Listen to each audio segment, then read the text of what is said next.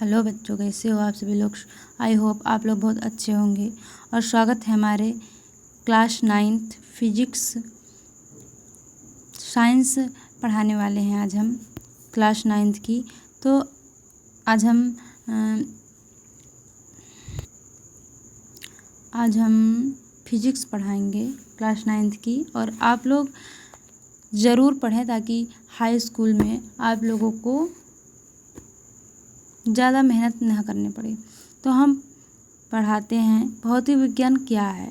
तो भौतिक विज्ञान क्या है ये आप लोग तो जानते ही होंगे, लेकिन आप लोग अभी 8th में थे इससे पहले और आप 9th में आए हैं, तो आप लोग ये जानें कि भौतिक विज्ञान है क्या।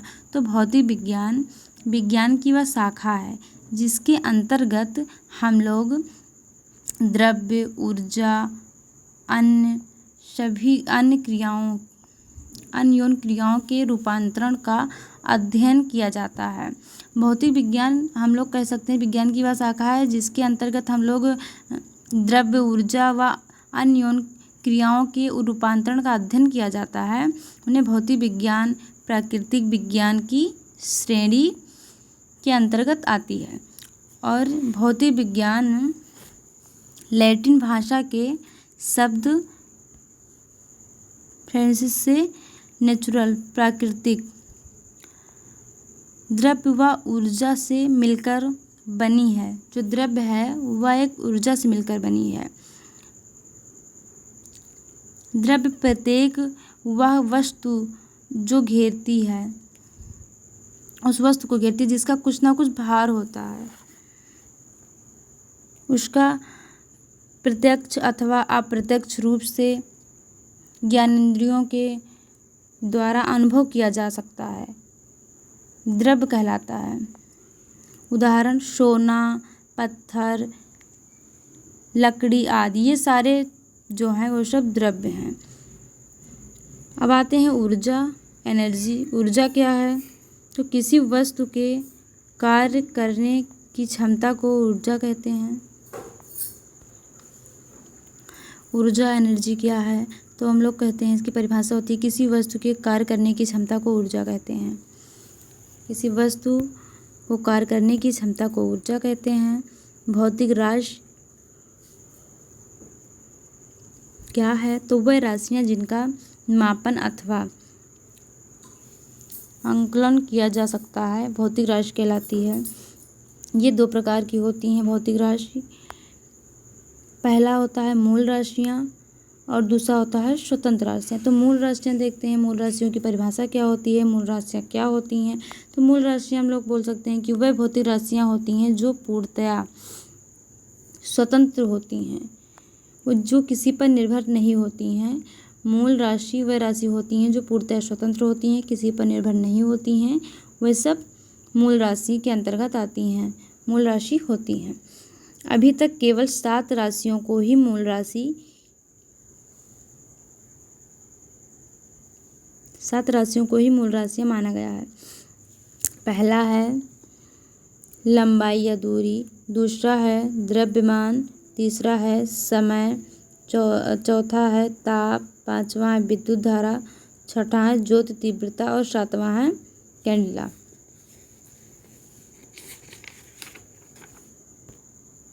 सातवां है पदार्थ की आणविक मात्रा। सातवां पदार्थ की आणविक मात्रा। मूल मात्रक, तो मूल मात्रक जो होते हैं वो मूल राशियों के मात्रक को मूल मात्रक कहते हैं। जैसे ये भी 7 होते हैं, मूल मात्रक भी 7 होते हैं। लंबाई या दूरी, द्रव्यमान, समय, ताप, विद्युत धारा, ज्योति तीव्रता, पदार्थ की आणविक मात्रा। तो इसकी मूल राशि जो होती है तो लंबाई या दूरी की मीटर, और द्रव्यमान का किलोग्राम, समय का सेकंड, ताप का केल्विन, विद्युत धारा का एम्पियर, ज्योति तीव्रता का कैंडेला और पदार्थ की आणविक मात्रा का मोल। तो इस प्रकार से मूल मात्रक होते हैं। अब आता है व्युत्पन्न राशियाँ। राशियाँ 2 प्रकार की होती हैं। तो दूसरी जो होती हैं वो होती हैं व्युत्पन्न राशियाँ। तो व्युत्पन्न राशियाँ कौन होती हैं, इनकी परिभाषा देखते हैं। तो वह भौतिक राशियाँ जो पूर्णतया स्वतंत्र नहीं होती हैं। व्युत्पन्न राशियाँ पूर्णतः स्वतंत्र नहीं होती हैं, बल्कि मूल राशियों पर निर्भर करती हैं। व्युत्पन्न राशियाँ मूल राशियों पर निर्भर करती हैं, व्युत्पन्न राशियाँ कहलाती हैं। जैसे एग्जाम्पल देखते हैं,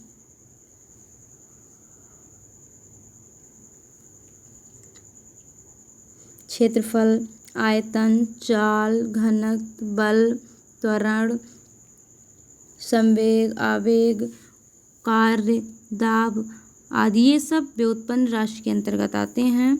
और व्युत्पन्न मात्रक होते हैं। व्युत्पन्न राशियों के मात्रक को व्युत्पन्न मात्रक कहते हैं। और जैसे क्षेत्रफल बराबर होता है लंबाई गुणे चौड़ाई, इसी प्रकार से metre into metre, metre square, लंबाई गुणे चौड़ाई गुणे ऊंचाई, ये सब होते हैं व्युत्पन्न राशियों के मात्रक। और अगला देखते हैं, अगला एग्जाम्पल द्रव्यमान। तो द्रव्यमान जो है वो द्रव्यमान होता है द्रव्यमान बटा घनत्व होता है द्रव्यमान बटा आयतन, किलोग्राम इंटू मीटर क्यूब।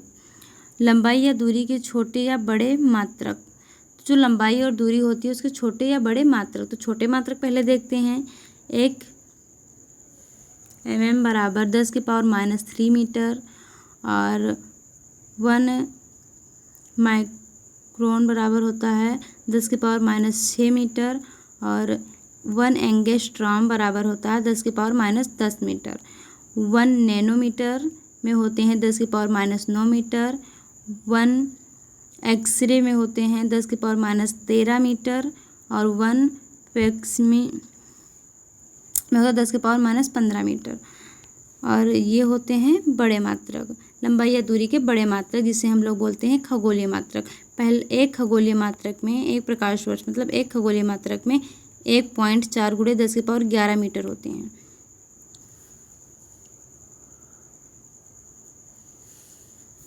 और एक प्रकाश वर्ष में 9.46 × 10⁻15 मीटर होते हैं। और एक पारसेक बराबर यह प्रकाश वर्ष का 3.26 गुणा होता है। एक पारसेक बराबर 3.26 × 9.46 × 10⁻15 मीटर होते हैं। और द्रव्यमान के छोटे या बड़े मात्रक, तो पहले देखते हैं छोटे मात्रक। तो 1 mc बराबर 10⁻³ ग्राम, और 1 ग्राम 10⁻6 किलोग्राम। 1 नैनोग्राम 1 नैनोमीटर में 10⁻³ किलोग्राम, और 1 कुंटल में 10⁻² किलोग्राम। नहीं, 1 कुंटल में 10⁻² किलोग्राम, और 1 टन में 10⁻³ किलोग्राम। अब देखते हैं द्रव्यमान के बड़े मात्रक, ताप के मात्रक। Degree Celsius, kelvin, rumour, Fahrenheit, ये सब ताप के मात्रक होते हैं। डिग्री फ़ारेनहाइट, केल्विन, सेल्सियस, ये सब ताप के मात्रक होते हैं। अब देखते हैं विद्युत धारा के मात्रक। तो विद्युत धारा के मात्रक कौन से हैं, अब इनको देख लेते हैं। तो विद्युत धारा के मात्रक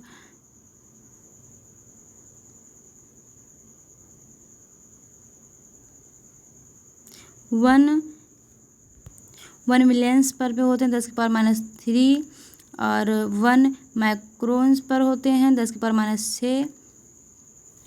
और मात्रक देखते हैं यूनिट्स, तो वह सर्वमान्य मानक जिसका उपयोग किसी भौतिक राशि की तुलना करने के लिए किया जाता है। वह सर्वमान्य मात्रक जिसका उपयोग किसी भौतिक राशि की तुलना करने के लिए किया जाता है मानक कहलाता है। मात्रकों की निम्न 4 पद्धतियाँ हैं। मात्रक कहलाता है और मात्रकों की निम्न 4 पद्धतियाँ हैं। MKS system, CGS system, FPS system और SI सिस्टम, जो कि SI सिस्टम सभी में काम देती है। और जो इसके होते हैं, तो जो MKS पद्धति होती है सभी हम लोगों को SI मात्रक ही पढ़ने होते हैं। और देखते हैं पहला चैप्टर देखते हैं, गति मोशन क्या है। तो आज हम लोग मोशन के बारे में पढ़ते हैं। मोशन गति क्या है? किसी वस्तु का समय के साथ साथ उसकी स्थिति में परिवर्तन को गति कहते हैं।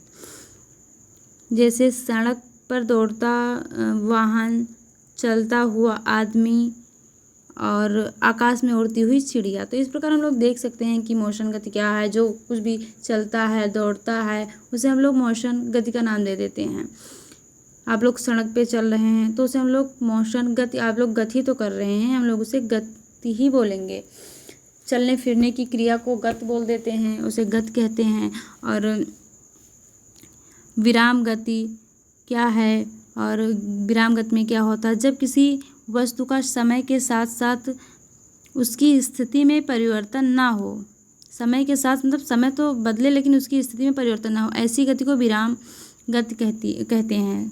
ऐसी गति विराम गति कहलाती है। जैसे खड़ी हुई दीवार, कुर्सी, मेज आदि, ये सब विराम गति की अवस्था में आते हैं। तो इस प्रकार हम लोग ने आज मोशन के बारे में पढ़ा। और कुछ 9th में जो डेमो की क्लास होती है उसमें हम लोगों ने बताया कि भौतिक विज्ञान क्या है और इसकी मात्रक क्या होते हैं और राशियाँ क्या हैं। तो हम लोगों ने इन सब के बारे में आज पढ़ा और कल से चैप्टर वाइज फिजिक्स की क्लास पढ़ाएंगे। और आप सभी लोग हमारे चैनल को सब्सक्राइब करें। अगर वीडियो अच्छी लगी हो तो लाइक और हमारे चैनल को सब्सक्राइब ज़रूर कर लें ताकि हम पूरा यूनिट कंप्लीट्स करें, आप लोग तक पहुंच जाए। और लाइक और सब्सक्राइब ज़रूर करें। कमेंट करके ज़रूर बताएं कि आप लोगों को क्लास कैसी लगी। और मिलते हैं अगली वीडियो में, तब तक के लिए जय हिंद, जय भारत।